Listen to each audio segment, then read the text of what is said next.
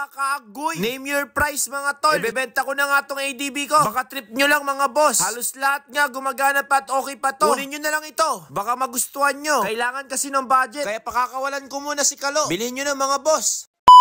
Nakapag-desisyon na nga ako mga kaagoy. Naibebenta ko na nga itong motor ko. Baka trip nyo nga mga tol, name your price. Halos lahat ay okay pa nga ito. May mga papalitan nga lang mga tol. Pagdating nga sa gulong mga kaagoy, sobrang bago pa nga niyan. Naalikabukan nga lang yan, kaya ganyan ang itsura. Bili ko nga yan mga kaagoy, bago nga ako na disgrasya. Sobrang ganda pa nga yan. Forza pala yan, dual sport. Kayo nang bahala mga tol kung magkano ang presyo nyo dito. Bali, parang ito mga kaagoy, papalitan nga lang din. Gilid by gilid nga yung tama ng ating motor. At pagdating nga sa tambutso niya, yun nga yung mismong gasgas. At sa ibang parts naman, ito yung mga sira na pwede nyo nga bilhan mga tol. Kung hindi nyo nga rin ito papalitan mga tol, kahit yung mga ibang parts na nga lang ang kunin nyo. Kailangan ko kasi ng budget mga kaagoy. Kailangan ko na ibenta tong aking ADB. Baka napupusuan nyo nga lang mga tol. Mag-usap na lang tayo kung magkano nyo nga to bibilhin.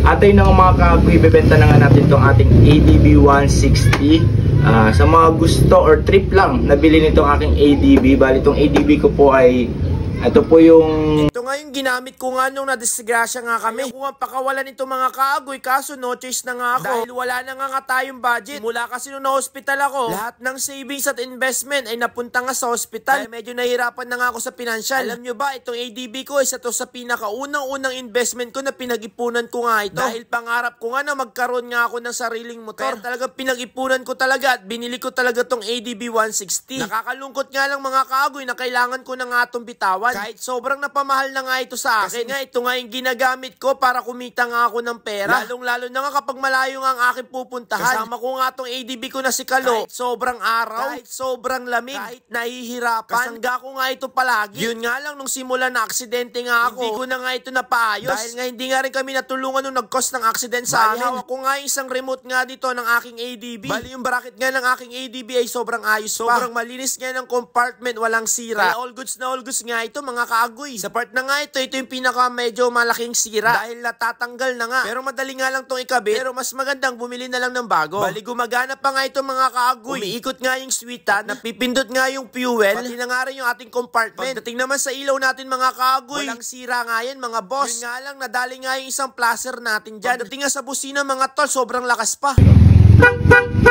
Busina niya nga mga kaagoy, bali Pia pala, napalitan ko na nga pala. Pero andyan rin pala yung stock niya, nakakabit. O kaya mga kaagoy, name your price na. Kita ko na nga tong ADB 160 ko. Kaya sa mga naghahanap dyan mga pre, grab nyo na nga ito, message lang kayo. At sa part pala nito, ito pala yung gas-gas ng aking motor. At pwede ko nga rin ibigay sa inyo yung visor nito na original. Yun nga lang, maraming ang sticker na nakadikit, agoy. Yung kanyang monitor nga mga kaagoy, all goods nga yan. Gumagana at nakikita pa nga dyan yung odo. Kaya ano pang hinihintay nyo mga boss? Grab nyo na para magkaroon nga ako ng budget. Kailangan ko kasi ng pera ngayon. Sobrang solid pa nga nito mga kaagoy. Pwede nyo ang kunin yung mga ibang parts dyan kapag binili nyo nga ito mga tol. Yung makina nga nito, all goods. O siya, kung interesado nga kayo dito, message na lang kayo, agoy.